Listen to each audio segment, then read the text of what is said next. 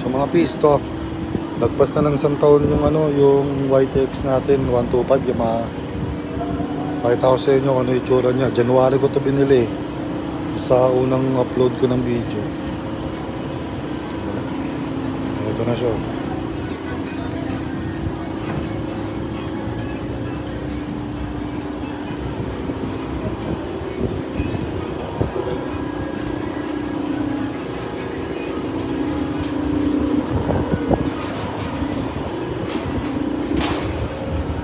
Yan, tsura niya. Ito. Hindi lang ako ng skid plate. Tapos ang wheel of D, lagi naka on off to para iwas overflow sa karton ng gasolina. Lagi yan naka 110, 90, 70 na rin ako ng gulong dyan.